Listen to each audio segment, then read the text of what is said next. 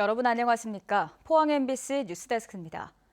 프로축구 시즌 전만 해도 많은 전문가들이 포항 스틸러스를 중하위권 전력으로 평가했습니다.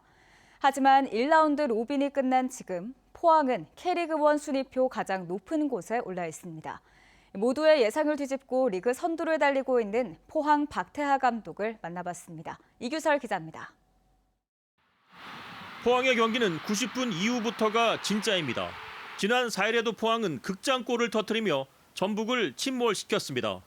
포항은 올 시즌 11경기를 치러 무려 6경기에서 극장골을 터뜨렸고 이 경기를 모두 승리했습니다. 빌드업을 통해서 바로 상대 후방을 노리는 어떤 그런 플레이를 지향하기 때문에 그런 플레이에서 상대 수비를 흔들어 놓고 하는 데에서 어떤 상대 허점이 많은 것 같습니다. 그 선수들이 그 허점을 잘 노리고 파고 들어가고. 지난 경기를 끝으로 모든 팀이 서로 한 번씩 맞붙는 1차 라운드 로빈이 마무리됐습니다. 박 감독은 서로 전술이 읽힌 지금부터 진짜 경쟁이 시작된다며 포지션 변경을 통해 상대의 분석을 헤쳐나갈 수 있는 플랜 B를 마련하고 있다고 밝혔습니다. 스쿼드는 그렇게 우리가 넉넉하지는 않지만 그래도 저는 또 요소요소에 특징 있는 선수들이 많기 때문에 그 선수들로 충분히 2라운드에도 좋은 결과 얻어낼 수 있다고 확신을 하고 있습니다. 박 감독은 또 아직 골을 넣지 못하고 있는 최전방 공격수 조르지 선수에 대해선 골은 없지만 충분히 제 몫을 해주고 있다며 긍정적인 평가를 내렸습니다. 저는 조르지 어떤 경기장 안에서 수비, 공격, 상대 뒷공간 파고 들어가면서 그 파울에서 상대를 힘들게 하는 어떤 그런 부분들이 나중에 우리가 득점할 수 있는 그런 계기를 만들어주는 어떤 원동력이 아닐까. 90분 이후 펼쳐지는 짜릿한 태아 드라마는 포항 스틸러스를 1위로 이끌고 있습니다. 이제 한 라운드가 끝났습니다. 시즌 초반의 돌풍이 시즌 막판까지 이어질 수 있을지 축구 팬들의 관심이 포항에 쏠리고 있습니다. MBC 뉴스 이규설입니다. 포항이 지역구인 이동업 경북도 의원이 경상북도 지방공기업 및 출자 출연기관에 부적격 업체 선정, 일감 몰아주기 등 부당한 수의계약 관행이 만연해 있다고 비판했습니다.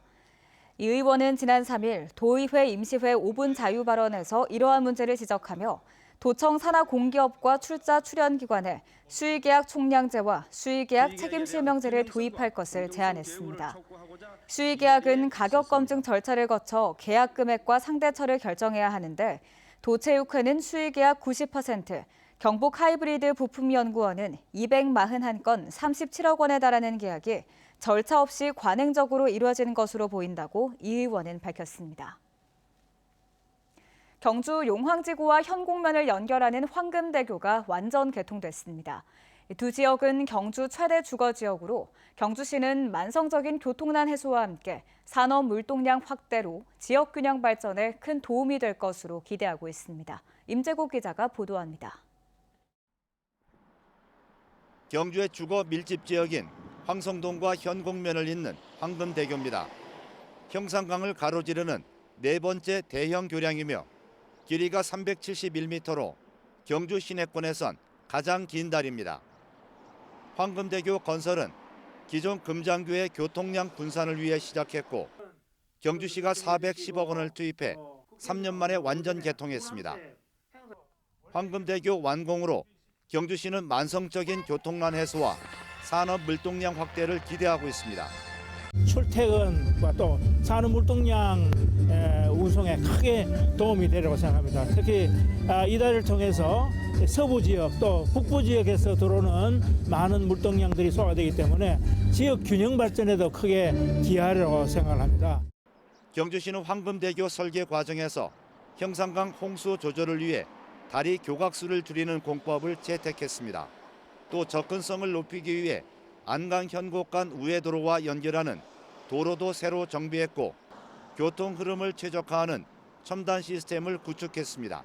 스마트 교통 관제 시스템을 설치로 실시간 교통 정보를 수집 후에 신호체계에 반영하여 교통 흐름을 최적화하고 있으며 향후 교량 경관 조명 등이 설치되면 우리 시의 랜드마크가 될 것으로 기대됩니다. 한편 경주시는 현재 2차선인 황금대교에서 금장지구 도로에 대해선 교통량 추세를 감안하고 타당성 용역을 거쳐 도로 확장을 추진하기로 했습니다. MBC 뉴스 임재국입니다. 농협은 다음 달 지역 농협들을 대상으로 벼 매입 자금 5천억 원을 3개월간 특별 지원합니다. 농협은 지난해 역대 최대 규모인 200만 톤의 벼를 매입했지만 가격 하락세가 지속되면서 지역 농협마다 재고 부담이 가중되고 있어 자금 지원을 결정했다고 설명했습니다. 또 자금 지원과 함께 쌀 수급 상황 실시간 공유와 조곡 중개 활성화, 쌀 소비 촉진 등 쌀값 안정에 힘을 쏟겠다고 밝혔습니다.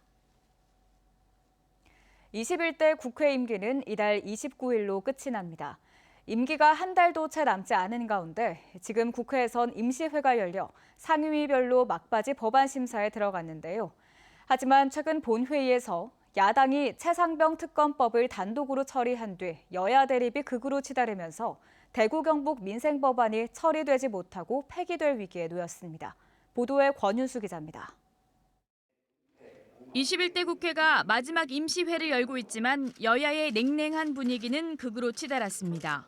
지난 2일 더불어민주당이 최상병 특검법을 단독 의결하자 국민의힘이 항의하며 퇴장한 뒤 줄곧 대립하고 있습니다.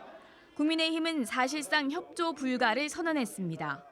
계속 마지막까지 정쟁하고 또 입법 폭주하겠다는 이 상황에 대해서 정말로 안타깝게 생각합니다.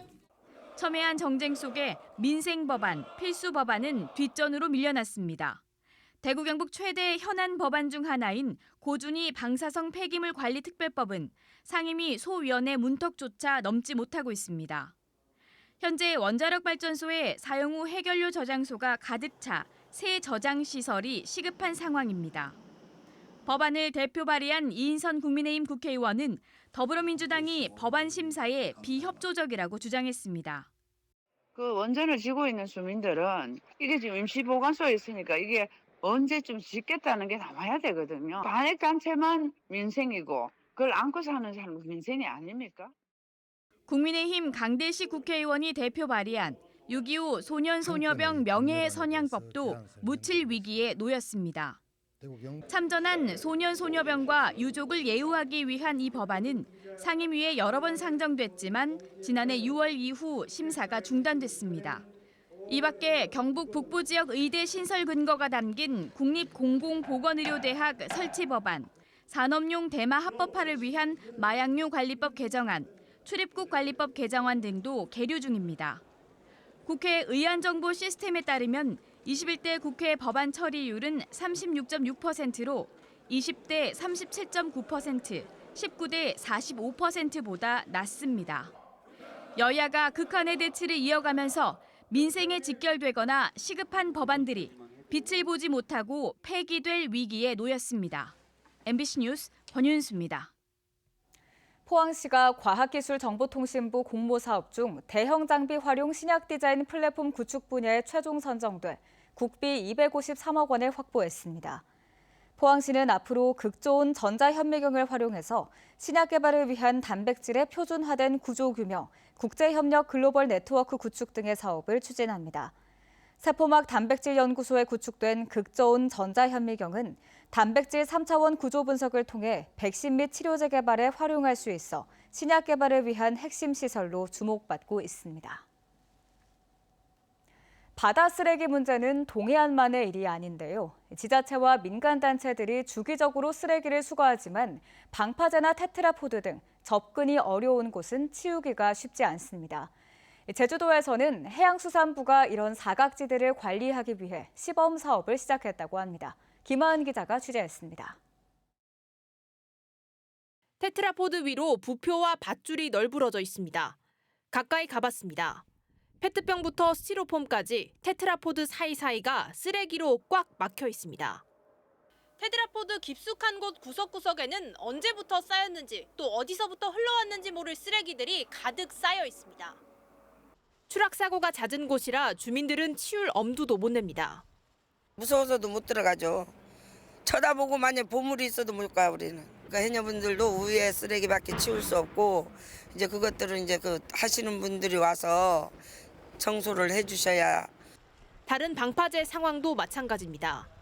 겉으로는 깨끗해 보이지만 바위 사이사이 작게 부서진 스티로폼 알갱이가 가득합니다. 틈 사이 낀 밧줄을 힘껏 잡아당겨보지만 쉽게 빠지지 않습니다.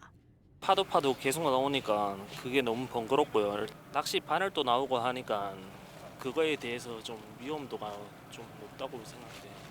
사각지대에 방치된 쓰레기 문제가 심각하지만 지금까지 제대로 된 수거와 실태 파악조차 안 됐습니다. 이런 문제를 해결하기 위해 해양수산부가 올해 제주항 서방파제와 한수리 방파제 등 두 곳에서 시범 사업을 시작합니다. 전문 수거업체와 계약을 맺어 수거와 모니터링 등을 진행해 대상 구역을 전국으로 확대할 계획입니다. 언제 어떻게 몰려오고 또 언제 어떻게 나가는지 또 어느 정도 쌓여 있는지 그 효과를 분석을 해서 그 지역에 대해서 어떻게 할 것인지 그런 전반적인 분석을 통해서 정책적으로 활용을 해서 점점 심각해지지만 마땅한 해결책이 없는 해양 쓰레기 문제.